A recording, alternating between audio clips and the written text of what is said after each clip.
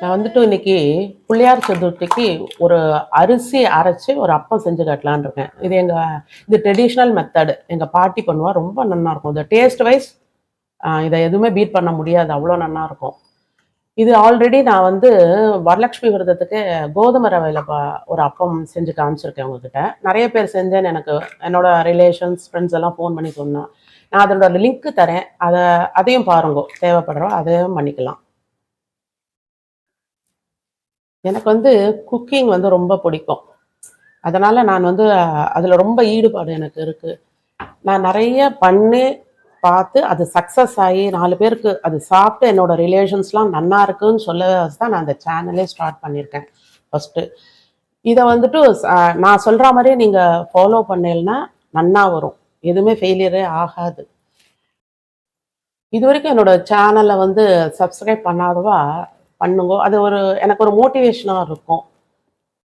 நான் நிறைய வீடியோஸ் போடலான்னு பிளான் பண்ணி வச்சுருக்கேன். நீங்கள் என்னோடய சேனலை சப்ஸ்கிரைப் பண்ணி வச்சுட்டீங்கன்னா அதெல்லாம் மிஸ் பண்ணாமல் பார்க்கலாம். இந்த அரிசி அப்பத்துக்கு தேவையான பொருட்கள் என்னன்னு சொல்கிறேன் பாருங்க.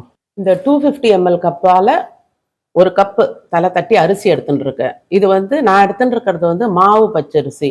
ரேஷன் பச்சரிசியும் நீங்கள் எடுத்துக்கலாம். அது நன்னா இருந்ததுன்னா அதையும் நம்ம வாஷ் தானே பண்ண போகிறோம், அது நன்னா வரும். அது கூட அதுக்கு அதே கப்பால் 1 வெல்லம், 1 டேபிள் ஸ்பூன் உளுந்து, ஒரு 1/4 டீஸ்பூன் வெந்தயம், ஒரு 1/4 டீஸ்பூன் வெள்ளை எள்ளு, கருப்பு எள்ளு வேணுன்றவாலும் போட்டுக்கோங்க. இது ஒரு 4-5 தேங்காய் கீத்தல் வச்சுருக்கேன். இது அதோடய சேர்த்து நான் அரைக்க போகிறேன். உங்ககிட்ட துருவல் இருந்தாலும் 1 டேபிள் ஸ்பூன் போட்டுக்கோங்க.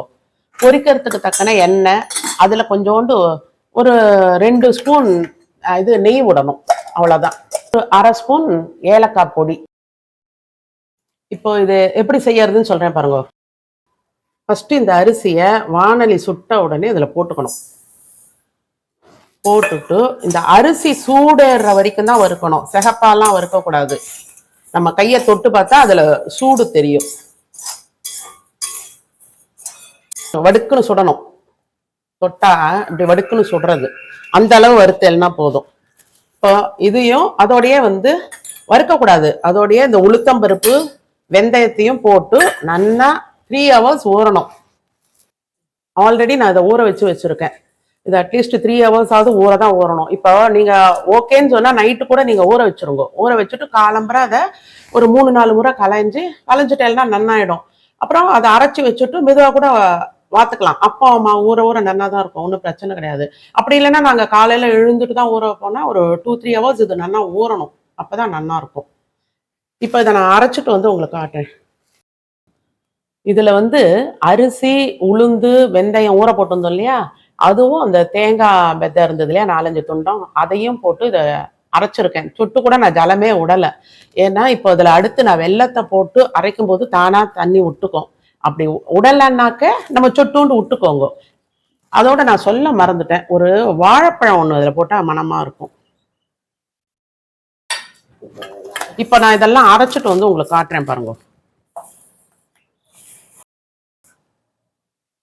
இந்த பாருங்க, நான் இதை அரைச்சின்னு வந்துட்டேன் நைஸாக. இதனோட கலர் பார்த்தீங்களா, அப்பத்துக்கு இந்த மாதிரி ஒரு கலர் இருக்கணும். கலர் இருந்தால் தான் கரெக்டாக வரும். இந்த அரிசியை நான் ஃபஸ்ட்டு போட்டு அரிசி அந்த இது தேங்காவும் போட்டு அரைச்சேனோ இல்லையோ, அரைச்சிட்டு வெல்லத்தை போட்ட உடனே கொஞ்சம் கொஞ்சமாக மெதுவாக தான் அரைக்கணும்.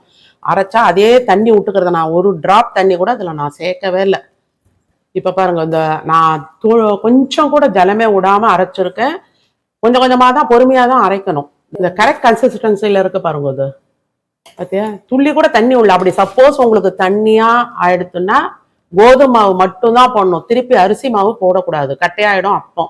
கோதுமை மாவு இந்த லெவலுக்கு வர வரைக்கும், அப்பம் வாக்குற லெவல் வர வரைக்கும் நீங்கள் கோதுமை மாவு ஒரு டேபிள் ஸ்பூனோ 2 அந்த தண்ணிக்கு தகுந்த மாதிரி போட்டுக்கோங்க. நீங்கள் சப்போஸ் தண்ணி ஆயிடுச்சுன்னா நீங்கள் தண்ணி விடாமல் பொறுமையாக மெதுவாக அரைச்சல்னா இந்த மாதிரி கிடைக்கும். இதை கொஞ்ச நேரம் அப்படியே வச்சுடலாம், ஒரு 1/2 hour. ஏன்னா ஹீட்டாக இருக்குது, அரைச்சதுக்கு சூடாக இருக்குது அந்த மாவு. ஒரு ரூம் டெம்பரேச்சர் வந்த உடனே நான் வாக்குறேன், அப்போ காட்டுறேன் பாருங்க. இப்போ பாருங்க, மாவு அரைச்சிட்டு கொஞ்சம் ரூம் டெம்பரேச்சர் ஒரு 15 நிமிஷம் வச்சுருந்தேன், வந்துடுத்து. நீங்கள் வேணால் ஃப்ரிட்ஜில் கூட கொஞ்சம் நேரம் வச்சுட்டு அப்புறம் கூட வாருங்க. ஏன்னா அந்த அரிசி அரைக்கும் போது கொஞ்சம் சூடாக தான் இருக்கும் அந்த மாவு, கொஞ்சம் லைட் குறகுறப்பும் இருக்கும். இதோட பாருங்க, ஒரு 1/4 ஸ்பூன் ஏலக்காய் பொடி போட்டேன். இந்த வெள்ளை எள்ளு ஒரு 1/4 ஸ்பூனு, நெய் ஒரு இது வரும் மணமா இருக்கும் ஒரு 2 இது ஸ்பூன் விட்டேல்னா போதும். அவ்வளோதான். இனிமேல் அப்பத்தை வாக்க வேண்டியதுதான். இப்போத்தெல்லாம் அடுப்புல எண்ணெய் காஞ்சு கொடுத்து உடனே சிம்மில் வச்சுருங்க. வச்சுட்டு ஒரு அப்பத்தை அப்படியே வாருங்க.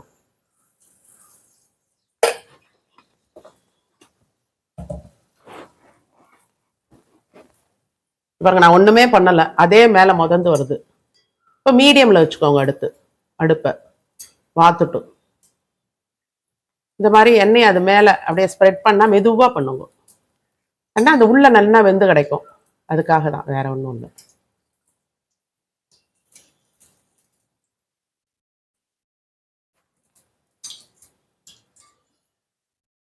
இதை பாருங்க, திருப்பியாச்சு. என்ன குண்டா எவ்வளோ அழகா வந்துருக்கு பாருங்க. இந்த அப்பத்தை சாப்பிட்டு பாருங்க, அதனோட டேஸ்ட் அப்பதான் தெரியும். நான் 5-6 வகை அப்பம் பண்ணுவேன். அதுல ரொம்ப எனக்கு பிடிச்சது நல்ல டேஸ்டியான அப்பம் இதுதான்.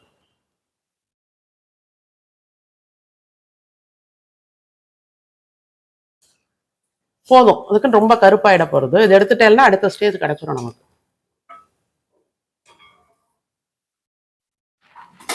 இதே மாதிரி எல்லா பத்தையும் வாக்க வேண்டியதுதான். அதான் ஜலமே விடாதீங்க. தேவைன்னா 1 ஸ்பூன் தான் தேவைப்படுமே தவிர அதுக்கு மேல விட்டு அரைக்காதீங்கம்மா. கொஞ்சம் கொஞ்சமா இந்த வெள்ளத்தை போட்டு அரைக்க அதே தண்ணி விட்டுக்கிறது நன்னா.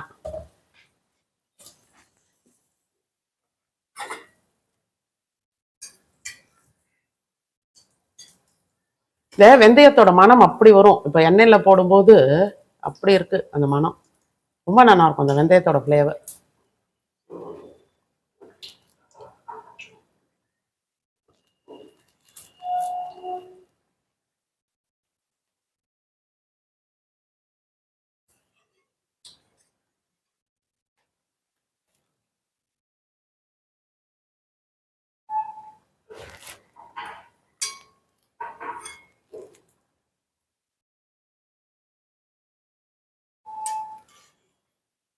சிம்மிலேயே வச்சு வாருங்க. அப்பதான் உள்ள வரைக்கும் வேகும் நன்னா.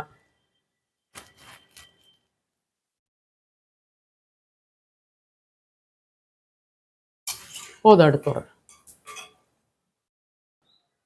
பாருங்க, இன்னொரு அப்பம் கூட காட்டுறேன். சிம்மில் வச்சுக்கோங்க. எண்ணெய் காஞ்சுருத்துனா சிம்மில் தான் இருக்கணும். அதே தானா எழும்பி மேலே வருது. இப்போ என்ன பண்ணும், இப்படியே மேலே மேலே பண்ணும்போது அந்த ஓட்டை விழுறது இல்லையா, அது உள்ளெல்லாம் எண்ணெய் போய் உள்ள நல்லா வெந்து கொடுக்கும். அப்பத்துக்கு ஞாபகம் வச்சுக்கோங்க, இந்த மாதிரி குழிவான வானொலி தான் வச்சுக்கணும். அதுல அரைக்கும் கம்மியா எண்ணெய் வச்சுக்கணும். ஒரு சின்ன கரண்டியால தான் முண்டு விடணும். அப்புறம் இதை திருப்பிட்டு அப்படியே சிம்மிலேயே வைங்க. இந்த கலர் கிடைச்சோடனே எடுத்துடலாம். ரொம்ப நீர்க்க வச்சுக்க கூடாது. நான் காமிச்ச அந்த கன்சிஸ்டன்சிலேயே வச்சுக்கோங்க. தண்ணியே விடாம அரைங்க. வேணும்னா 2 ஸ்பூன் தண்ணிக்கு மேல தேவைப்படாது அதுக்கு. அவ்வளவுதான். முதல் அப்பத்துலேருந்தே எனக்கு கரெக்டா வருது. ஒட்டிக்கல, ஒன்றும் பண்ணல, நன்னா வருது. இந்த மெஷர்மெண்ட்ல எல்லாம் பண்ணி பாருங்க. கொஞ்சம் குறகுறப்பாக தான் இருக்கும் அந்த அரிசி மிக்சியில் அரைக்கும் போது. லைட்டு அப்படியே இந்த கோலமாவு பொடி இருக்கு பாருங்க, அந்த மாதிரி இருக்கும் லைட்டா.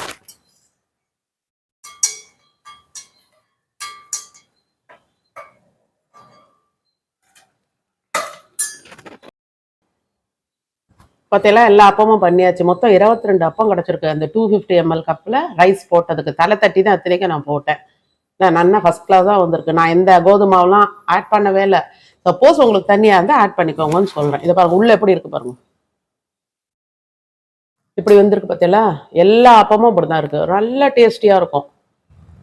மாவு லைட்டு குறகுறப்பாக இருக்கும். எல்லாரும் அந்த அப்பத்தை விநாயகர் சதுர்த்திக்கு பண்ணி பார்த்துட்டு எப்படி இருக்குன்னு எனக்கு கமெண்ட்ல போடுங்க. தேங்க்யூ.